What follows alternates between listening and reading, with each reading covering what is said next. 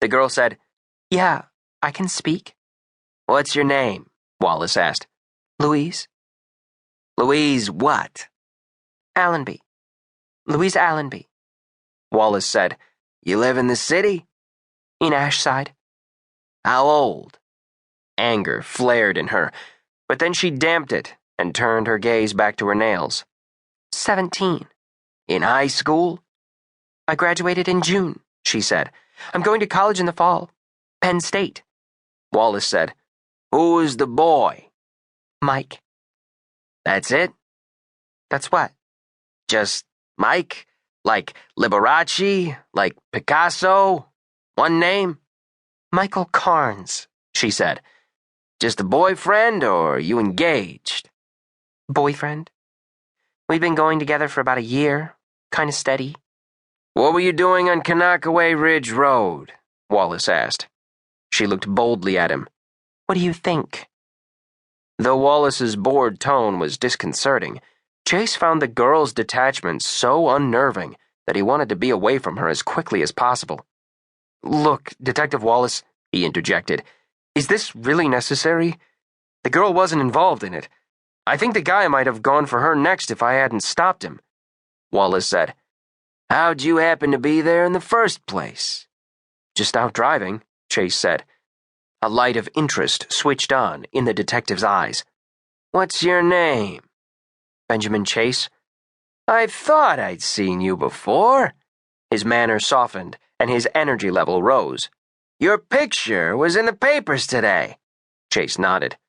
"That was really something you did over there," Wallace said. "That really took guts." "It wasn't as much as they make out," Chase said.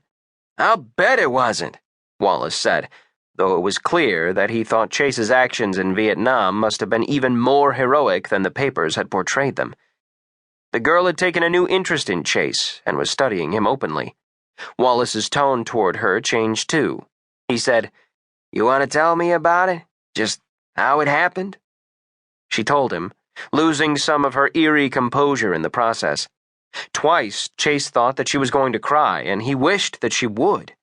Her cold manner, so soon after all the blood, gave him the creeps. Maybe she was still in denial. She repressed the tears, and by the time she had finished her story, she was calm again. "You saw his face?" Wallace asked. "Just a glimpse," she said. "Can you describe him?" "Not really." "Try." "He had brown eyes, I think." "No mustache or beard?" "I don't think so." "Long sideburns or short?" "Short, I think." "Any scars?" "No." "Anything at all memorable about him?" "No." "The shape of his face?" "No." "No what?" "It was just a face. Any shape."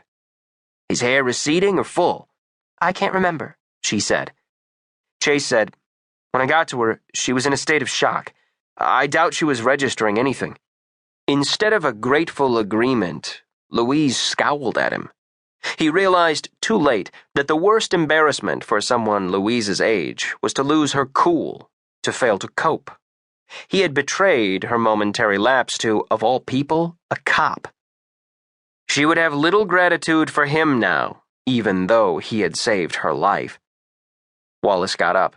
"Come on," he said. "Where?" Chase asked. "We'll go out there." "Is that really necessary? For me, anyway?" Chase asked.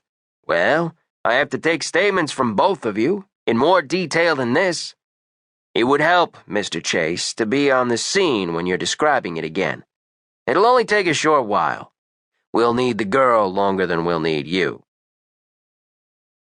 Chase was sitting in the rear of Wallace's squad car, 30 feet from the scene of the murder, answering questions when the staff car from the press dispatch arrived. 2 photographers and a reporter got out.